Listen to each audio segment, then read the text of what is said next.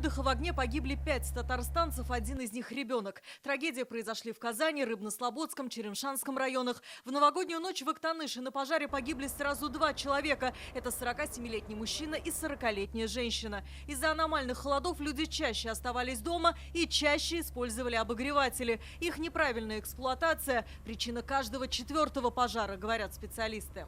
У нас основные 3 причины – это нарушение правил устройства эксплуатации электрооборудования, нарушение правил устройства эксплуатации печного оборудования и неосторожное обращение с огнем. При этом следует отметить, что основная доля пожаров, и гибели, соответственно, произошла в жилом секторе. Основная доля всех пожаров, 60%, приходится на надворные постройки, сараи и гаражи. Четверть на частный сектор, 15% на многоквартирные дома. Залпы салютов и фейерверков в новогоднюю ночь обернулись серьезной проблемой как для экстренных служб, так и для жителей. Несмотря на все предупреждения и подготовку, более 1000 площадок не обошлось без травм. В МЧС поступило 4 сообщения, пока подтвердили 1 случай. В Зеленодольском муниципальном районе мужчина использовал петарду. В результате неправильного использования он пострадал, оторвало фалангу пальца.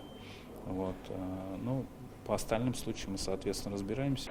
И такие неприятные инциденты фиксировали по всей России. Так, в Саратовской области из-за взрыва петарды ребенок потерял сразу 4 пальца.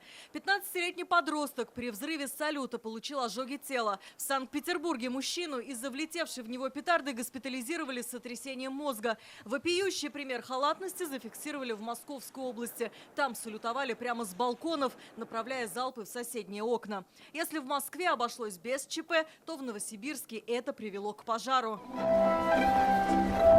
Еще один итог. В новогодние праздники Татарстан посетили более 170 тысяч туристов. Это на 5% больше, чем в прошлом году. Гостиницы были заполнены на 100%. Наибольшее число туристов прибыло из Москвы, из Московской области и из города Санкт-Петербург. Мы уже в этом году зафиксировали турпоток, который прибыл в Татарстан по трассе М12. И люди отмечают комфорт, скорость и вообще удобство, как можно добраться сейчас до Республики Татарстан с использованием этой современнейшей автомобильной трассы. Аномальные холода тоже сыграли свою роль. Из 180 мероприятий на открытом воздухе 3 пришлось отменить, еще 3 перенесли. В республике прошло 6500 мероприятий, их посетили более 800 тысяч человек. Самыми популярными местами отдыха стали музей-заповедник Казанский Кремль, цирк, остров Град-Свияжск и центр семьи Казан. Каждая площадка, она работала с отдельными целевыми группами, целевыми аудиториями. Это и дети с ограниченными возможностями. 1000 детей из семей участников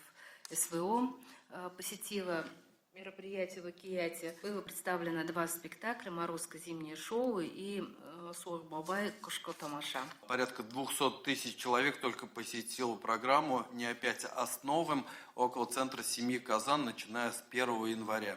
Коррективы мы вносили по ходу развития погодных условий, начиная со 2 января чуть-чуть были внесены корректировки. Порядка 25 тысяч юных казанцев посетили новогодние елки в культурных муниципальных центрах. Новогодние праздники завершились, но мероприятия продолжаются. Так, 13 января у центра семьи Казан всех ждут, чтобы отметить Старый Новый год. 14 января в Раифе состоится фестиваль «Лед и снег». Алия Хайрудинова, Адель Миндубаев, ТНВ, Казань.